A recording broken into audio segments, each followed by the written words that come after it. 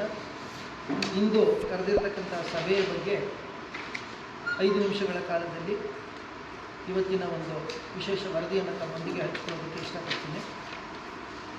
ಪ್ರಧಾನವಾಗಿ ಕರ್ನಾಟಕ ರಾಜ್ಯ ಧಾರ್ಮಿಕ ದತ್ತಿ ಇಲಾಖೆಯ ವತಿಯಿಂದ ಘಟಿಕೋತ್ಸವ ಅನ್ನತಕ್ಕಂಥ ಒಂದು ವಿಶೇಷ ಕಾರ್ಯಕ್ರಮ ನಡೀತಾ ಇದೆ. ಇದು ಕರ್ನಾಟಕ ರಾಜ್ಯದಲ್ಲಿರ್ತಕ್ಕಂತಹ ಸರ್ಕಾರಿ ದೇವಾಲಯ ಆಗಬಹುದು ಅಥವಾ ಸ್ವತಂತ್ರವಾಗಿರ್ತಕ್ಕಂತಹ ಪ್ರೈವೇಟ್ ದೇವಾಲಯಗಳಾಗಬಹುದು, ಅಲ್ಲಿ ಸ್ವಾಮಿಗೆ ಪೂಜೆ ಮಾಡತಕ್ಕಂತಹ ಅರ್ಚಕರುಗಳು ಈ ಒಂದು ಹಿಂದೂ ಧರ್ಮಾದಾಯ ಮತ್ತು ಧಾರ್ಮಿಕ ದತ್ತಿ ಇಲಾಖೆ ನಡೆಸ್ತಕ್ಕಂತಹ ಆಗಮ ಪರೀಕ್ಷೆಗಳನ್ನು ಉತ್ತೀರ್ಣರಾಗಿ ಅದರವರು ಕೊಡ್ತಕ್ಕಂತಹ ಏನು ಪ್ರಮಾಣ ಪತ್ರಗಳನ್ನು ಪಡ್ಕೊಂಡ್ರೆ ಅವರು ಅಲ್ಲಿ ದೇವಸ್ಥಾನದಲ್ಲಿ ಅರ್ಚಕರಾಗಿ ಕರ್ತವ್ಯವನ್ನು ನಿರ್ವಹಿಸುವುದಕ್ಕೋಸ್ಕರವಾಗಿ ಅವರಿಗೆ ಒಂದು ಯೋಗ್ಯತೆ ಅಂತಕ್ಕಂಥದ್ದು ಸಿಗುತ್ತೆ ಎಂಬುದಾಗಿ ಕರ್ನಾಟಕ ಸರ್ಕಾರದ ಒಂದು ನಿಯಮ ಇದರಲ್ಲಿ ಆದೇಶದಲ್ಲಿ ಇರೋದರಿಂದ, ಹೇಗೆ ಸಂವಿಧಾನದಲ್ಲಿ ಯಾವ ರೀತಿಯಾಗಿ ಒಬ್ಬರು ಅಧಿಕಾರವನ್ನು ಸ್ವೀಕರಿಸಬೇಕಾದ್ರೆ ಪ್ರಮಾಣ ವಚನವನ್ನು ಮಾಡಿ ಪ್ರಮಾಣ ಪತ್ರವನ್ನು ಪಡ್ಕೋತಾರೋ, ಹಾಗೆ ಅರ್ಚಕನಾಗಿ ದೇವಾಲಯದಲ್ಲಿ ಕರ್ತವ್ಯವನ್ನು ನಿರ್ವಹಿಸಬೇಕಾದ್ರೆ ಅವರಿಗೆ ಒಂದು ಪ್ರಮಾಣ ಪತ್ರ ಅಂತಕ್ಕಂಥದ್ದು ಬೇಕು. ಆ ಪ್ರಮಾಣ ಪತ್ರ ಪಡಿಬೇಕಾದ್ರೆ ಅವರವರ ಧರ್ಮಕ್ಕೆ ಅನುಗುಣವಾಗಿ ಯಾವುದೇ ಜಾತಿ, ಮತ, ಲಿಂಗ ಇತ್ಯಾದಿ ಭೇದವಿಲ್ಲದೆ ಎಲ್ಲರಿಗೂ ಸಹ ಮುಕ್ತವಾಗಿ ಅಧ್ಯಯನ ಮಾಡತಕ್ಕಂಥ ಅವಕಾಶವನ್ನು ಕರ್ನಾಟಕ ಸರ್ಕಾರ ಕಲ್ಪಿಸಿಕೊಟ್ಟಿದೆ. ಆ ನಿಟ್ಟಿನಲ್ಲಿ ಸುಮಾರು 7 ಆಗಮಗಳು ಇಡೀ ಕರ್ನಾಟಕದಲ್ಲಿ ಒಂದೇ ಪಾಠಶಾಲೆಯಲ್ಲಿ ಸುಮಾರು ರಾಜ ಮಹಾರಾಜರ ಕಾಲದಿಂದ ಅವರೇ ಸ್ಥಾಪನೆ ಮಾಡಿರ್ತಕ್ಕಂಥ ಪಾಠಶಾಲೆಯಲ್ಲಿ ಪ್ರಪ್ರಥಮವಾಗಿ ಈ ಆಗಮಶಾಸ್ತ್ರಗಳನ್ನು ಪ್ರಾರಂಭ ಮಾಡಿದ್ರು. ಹಾಗಾಗಿ ಅದರಲ್ಲಿ ಪ್ರಧಾನವಾಗಿ ಶೈವಾಗಮ, ವೈಖಾನಸಾಗಮ, ಪಾಂಚರಾತ್ರಾಗಮ, ತಂತ್ರಸಾರಾಗಮ, ವಾತುಲಾಗಮ, ವೀರಶೈವಾಗಮ, ಜೈನಾಗಮ ಅಂತ ಹೇಳಿ 7 ವಿಧವಾಗಿರ್ತಕ್ಕಂಥ ಆಗಮದ ವಿಭಾಗಗಳನ್ನು ಇಲ್ಲಿ ತೆರೆದಿದ್ದಾರೆ. ಅದರಲ್ಲಿ ಅವರವರ ಸಂಪ್ರದಾಯಕ್ಕೆ ಅನುಗುಣವಾಗಿ, ಉದಾಹರಣೆಗೆ ಈಗ ನಂಜನಗೂಡು, ಚಾಮುಂಡಿ ಬೆಟ್ಟ ಮುಂತಾದಂಥ ದೇವಾಲಯದಲ್ಲಿ ಶೈವಾಗಮ ಸಂಪ್ರದಾಯ ರೀತಿಯ ಪೂಜಾ ಕೈಂಕರ್ಯಾದಿಗಳು ಅರ್ಚನೆಯನ್ನು ಮಾಡ್ತಕ್ಕಂಥದ್ದು, ಆ ವಿಧಾನವನ್ನು ಬೋಧಿಸ್ತಕ್ಕಂಥದ್ದು ಶೈವಾಗಮ. ಹಾಗೆಯೇ ಪಾಂಚರಾತ್ರ ಮತ್ತು ವೈಖಾನಸ ಅನ್ನತಕ್ಕಂಥದ್ದು ವೈಷ್ಣವಾಗಮಗಳು, ವಿಷ್ಣುವಿಗೆ ಸಂಬಂಧಪಟ್ಟಂಥ ದೇವಾಲಯಗಳು. ಅಂತಹ ದೇವಾಲಯಗಳಲ್ಲಿ ಪೂಜೆ ಮಾಡತಕ್ಕಂತಹ ಅರ್ಚಕರನ್ನು ನೇಮಕಾತಿ ಮಾಡಬೇಕಾದ್ರೆ ಈ ಆಗಮಗಳಲ್ಲಿ ಅಧ್ಯಯನ ಮಾಡಿರಬೇಕು ಅಂತ ಹೇಳಿ, ಹಾಗೆಯೇ ತಂತ್ರಸಾರ ಮತ್ತು ವಾತುಲಾದಿ ಅನ್ನತಕ್ಕಂಥ ಕೆಲವು ಆಗಮಗಳಿವೆ. ಅಂತಹ ಆಗಮಗಳನ್ನು ಅಧ್ಯಯನ ಮಾಡಿದಾಗ ಉಡುಪಿ ಮುಂತಾದಂತಹ ದಿವ್ಯಕ್ಷೇತ್ರಗಳಲ್ಲಿ, ಹಾಗೆಯೇ ಮಂಗಳೂರು ಮುಂತಾದಂತಹ ಕೆಲವು ದಿವ್ಯಕ್ಷೇತ್ರಗಳಲ್ಲಿ, ಆಲಯಗಳಲ್ಲಿ ಆ ವಾತುಲ ಮತ್ತು ತಂತ್ರಸಾರ ಇದಕ್ಕೆ ಸಂಬಂಧಪಟ್ಟಂತೆ ಈಗ ರಾಘವೇಂದ್ರ ಮಠ, ಉಡುಪಿಯ ಶ್ರೀಕೃಷ್ಣನ ಕ್ಷೇತ್ರ ಇತ್ಯಾದಿಗಳಲ್ಲಿ ಪೂಜೆ ಮಾಡೋದಕ್ಕೆ ಆ ತಂತ್ರಸಾರ. ಇನ್ನು ವೀರಶೈವಾಗಮ, ಅದು ಪ್ರಧಾನವಾಗಿ ವಿಶೇಷವಾಗಿ ಮಹದೇಶ್ವರನ ಬೆಟ್ಟ ಮುಂತಾದಂಥ ದಿವ್ಯಕ್ಷೇತ್ರಗಳಲ್ಲಿ ಪೂಜಾ ಪದ್ಧತಿ ಏನಿದೆ ಅದು ವೀರಶೈವಾಗಮ ರೀತಿಯ ಪೂಜಾ ಪದ್ಧತಿ ನಡೆದುಕೊಂಡಿದೆ. ಇನ್ನು ಜೈನಾಗಮ ಅಂತಕ್ಕಂಥದ್ದನ್ನು ಸಹ ಮಾಡಿದೆ. ಜೈನ ಬಸದಿಗಳಲ್ಲಿ, ಶ್ರವಣಬೆಳಗೊಳ ಮುಂತಾದಂಥ ದಿವ್ಯಕ್ಷೇತ್ರಗಳಲ್ಲಿ ಅರ್ಚನೆಯನ್ನು ಮಾಡತಕ್ಕಂಥ ವಿಧಾನವನ್ನು ಜೈನಾಗಮ ಅಂತಕ್ಕಂಥದ್ದನ್ನು, ಹೀಗೆ 7 ಆಗಮಗಳನ್ನು ಇಟ್ಟು ಈ ಒಂದು ಅಧ್ಯಯನ ಪದ್ಧತಿಯನ್ನು ಒಟ್ಟು 5 ವರ್ಷಗಳ ಕಾಲ ಸರ್ಕಾರ ನಿಯಮವನ್ನು ಮಾಡಿ, ಅದರಲ್ಲಿ 3 ವರ್ಷಗಳ ಕಾಲ ಪ್ರವರ ಎಂಬುದಾಗಿ, ಇನ್ನು 2 ವರ್ಷಗಳ ಕಾಲ ಪ್ರವೀಣ ಎಂಬುದಾಗಿ ಒಟ್ಟು 5 ವರ್ಷಗಳ ಒಂದು ಅಧ್ಯಯನ ಪದ್ಧತಿಯನ್ನು ಇಟ್ಟಿದೆ. ಪ್ರವರವನ್ನು ಅಧ್ಯಯನ ಮಾಡಿರ್ತಕ್ಕಂಥವರು ದೇವಾಲಯದಲ್ಲಿ ಅರ್ಚಕರಾಗಿ ಕೆಲಸವನ್ನು ಮಾಡಬಹುದು.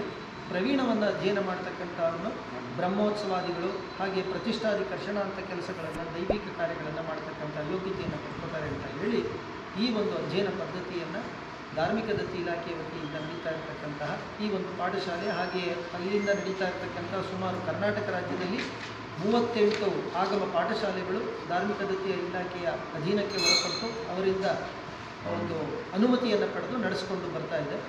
ಆ ನಿಟ್ಟಿನಲ್ಲಿ ಆ ಒಂದು 38 ಪಾಠಶಾಲೆಗಳಲ್ಲಿ ಅಧ್ಯಯನ ಮಾಡ್ತಕ್ಕಂಥ ವಿದ್ಯಾರ್ಥಿಗಳು ಸುಮಾರು 8 ಪರೀಕ್ಷಾ ಕೇಂದ್ರಗಳಲ್ಲಿ ಪ್ರತಿ ವರ್ಷವೂ ಸಹ ಪರೀಕ್ಷೆ ನಡೆಯುತ್ತೆ. ಅಲ್ಲಿ ಪರೀಕ್ಷೆಗಳನ್ನು ಕಟ್ಟಿ ಯಾರು ಉತ್ತೀರ್ಣರಾಗ್ತಾರೋ ಅವರಿಗೆ ಈ ಘಟಿಕೋತ್ಸವ ಪ್ರಮಾಣವನ್ನು, ಪತ್ರವನ್ನು ಕೊಡ್ತಕ್ಕಂಥದ್ದು ಸಂಪ್ರದಾಯಬದ್ಧವಾಗಿದೆ. ಈಗಾಗಲೇ ಸುಮಾರು 18ರಿಂದ 20 ವರ್ಷಗಳ ಕಾಲ, ಸುಮಾರು 2000ರಲ್ಲಿ ಒಂದು ಘಟಿಕೋತ್ಸವ ಆಯಿತು. ಅದಾದ ನಂತರ 2006ರಲ್ಲಿ ನಡೀತು. ಆ ನಂತರದಲ್ಲಿ ಹಲವಾರು ಕಾರಣಾಂತರಗಳಿಂದ ಒಟ್ಟಿಗೆ 5 ವರ್ಷಕ್ಕೋ 3 ವರ್ಷಕ್ಕೋ ಮಾಡಬೇಕು ಅಂತಕ್ಕಂಥ ನಿಟ್ಟಿನಲ್ಲಿ ಅದನ್ನು ಮುಂದುವರಿಸ್ತಾ ಹೋಯಿತು. ಅಷ್ಟರಲ್ಲಿ ನಮ್ಮ ಕರ್ನಾಟಕ ರಾಜ್ಯ ಆಗಮ ಶಿಕ್ಷಣ ಪರೀಕ್ಷಾ ಸಲಹಾ ಸಮಿತಿ ಅಂತ ಇತ್ತು, ಅದರ ಅವಧಿ ಮುಗಿದೋಗಿದ್ದರಿಂದ ಆ ನಂತರದಲ್ಲಿ ಘಟಿಕೋತ್ಸವ ನಡೆದಿರಲಿಲ್ಲ. ಆಮೇಲೆ ಕೋವಿಡ್ ಪ್ರಾಬ್ಲಮ್ ಆಯಿತು, ಹಾಗಾಗಿ ಇದು ಮುಂದುವರ್ಕೊಂಡು ಬಂದು ಈ ಒಂದು ಘಟಿಕೋತ್ಸವ ನಡೆದಿರಲಿಲ್ಲ. ಆದರೆ ಇತ್ತೀಚೆಗೆ ನಮ್ಮ ಮಾನ್ಯ ಮುಜರಾಯಿ ಸಚಿವರಾಗಿರ್ತಕ್ಕಂಥ ಶ್ರೀಯುತ ರಾಮಲಿಂಗಾರೆಡ್ಡಿಯವರು, ಅದಾದ ನಂತರ ಮಾನ್ಯ ಆಯುಕ್ತರು ವೆಂಕಟೇಶ್ ಅವರು, ಇವರಿಬ್ಬರ ಒಂದು ಅತ್ಯಂತ ಅಮೂಲ್ಯವಾಗಿರ್ತಕ್ಕಂಥ ವಿಶೇಷವಾಗಿರ್ತಕ್ಕಂಥ ಕಾಳಜಿ ಅಥವಾ ಪ್ರಯತ್ನ, ಹಾಗೂ ಅನೇಕ ಜನರ ಒಂದು ಒತ್ತಾಸೆಯಂತೆ ಈ ಒಂದು ಘಟಿಕೋತ್ಸವವನ್ನು ಈ ವರ್ಷ ಏನಾದರೂ ಮಾಡಿ ನಡೆಸಲೇಬೇಕು ಅಂತಕ್ಕಂಥ ಒಂದು ಸಂಕಲ್ಪವನ್ನು ಮಾಡಿದ್ರಿಂದ ಈ ಒಂದು ಕಾರ್ಯಕ್ರಮ ನಾಡಿದ್ದು ಶುಕ್ರವಾರದ ದಿವಸ ಮೈಸೂರಿನ ಸುಪ್ರಸಿದ್ಧ ಜಗನ್ಮೋಹನ ಅರಮನೆಯಲ್ಲಿ ನಡೀತಾ ಇದೆ. ಹಾಗೆಯೇ 11 ಗಂಟೆಯಿಂದ ನಡೀತಕ್ಕಂಥ ಕಾರ್ಯಕ್ರಮಕ್ಕೆ ನಮ್ಮ ರಾಜ್ಯದ ಸನ್ಮಾನ್ಯ ಮುಖ್ಯಮಂತ್ರಿಗಳ ಆದಿಯಾಗಿ ನಿಯಮಾನುಸಾರ ಯಾರ್ಯಾರನ್ನ ಸರ್ಕಾರಿ ಕಾರ್ಯಕ್ರಮಕ್ಕೆ ಕರೀಬೇಕು ಅವರನ್ನೆಲ್ಲರನ್ನೂ ಸಹ ಆಹ್ವಾನ ಮಾಡಿ ಈ ಒಂದು ಕಾರ್ಯಕ್ರಮಕ್ಕೆ ಆಹ್ವಾನ ಮಾಡಿದ್ದೀವಿ.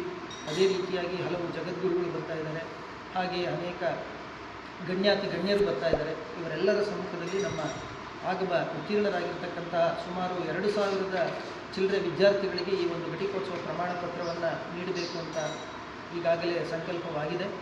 ಆ 2000 ಚಿಲ್ಲರೆನಲ್ಲಿ ಈಗಾಗಲೇ ನಾವು ಎಷ್ಟು ಜನ ವಿದ್ಯಾರ್ಥಿಗಳು ಅರ್ಜಿ ಸಲ್ಲಿಸಿ ಸಂಬಂಧಪಟ್ಟಂತಹ ಇದನ್ನು ಮೊಬೈಲನ್ನು ಕಟ್ಟಿರ್ತಾರೆ, ಡಿ ಡಿ ತೆಗೆದಿರ್ತಾರೆ, ಅಂತಹ ಸುಮಾರು 1000ವರೆಗೂ ಈಗ ವಿದ್ಯಾರ್ಥಿಗಳು ಅರ್ಜಿ ಸಲ್ಲಿಸಿದ್ದಾರೆ.